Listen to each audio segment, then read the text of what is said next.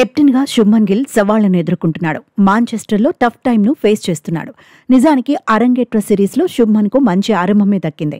Leads టెస్ట్లో అంచనాలకు మించి హిట్ అయ్యాడు. ఈ మ్యాచ్లో భారత జట్టు ఓడిపోయినప్పటికీ ఆట తీరుతో ఆకట్టుకుంది.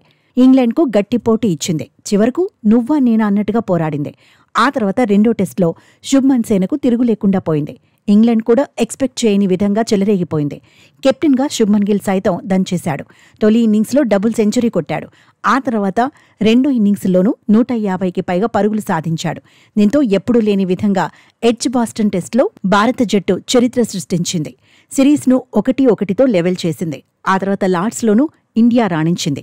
ఆతిథ్య జట్టుపై ఓ దశలో పూర్తిగా ఆధిపత్యం చెలాయించింది. కానీ టార్గెట్ చేజ్లో బ్యాట్లెత్తేసింది. సిరీస్లో వెనుకపడిపోయింది. లార్డ్స్లో ఓడినప్పటికీ భారత జట్టు పోరాడిన తీరు అందర్నీ ఫిదా చేసింది. అక్కడి వరకు ఓకే, కానీ మాంచెస్టర్లో మాత్రం భారత్ వెనుకపడిపోయింది. తొలి ఇన్నింగ్స్లో 358 పరుగులకు ఆలౌట్ అయింది. అయితే తొలి ఇన్నింగ్స్లో ఇంగ్లాండ్కు కీలకమైన ఆధిక్యం దక్కకుండా కట్టడి చేయలేకపోయింది. దీంతో శుభ్మన్ గిల్పై విమర్శలు వస్తున్నాయి. కెప్టెన్గా గిల్ దూకుడు చూపించాల్సిందే అనే కామెంట్స్ వినిపిస్తున్నాయి.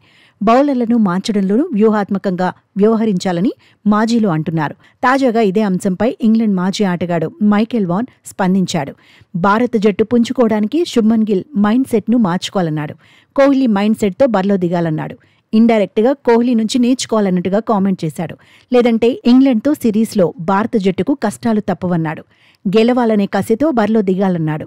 మాంచెస్టర్లో గెలిస్తేనే సిరీస్లో సజీవంగా ఉంటారనే విషయాన్ని గుర్తు చేశాడు. అయితే వ్యక్తిగత ప్రదర్శన పరంగానూ శుభ్మన్ గిల్ తగ్గాడు. తొలి 2 మ్యాచ్ల్లో మాదిరిగా 3వ టెస్ట్, 4వ టెస్ట్ తొలి ఇన్నింగ్స్లో ఇంపాక్ట్ చూపించలేకపోయాడు. ఇదే సమయంలో ఇంగ్లాండ్ దూకుడు చూపిస్తోంది.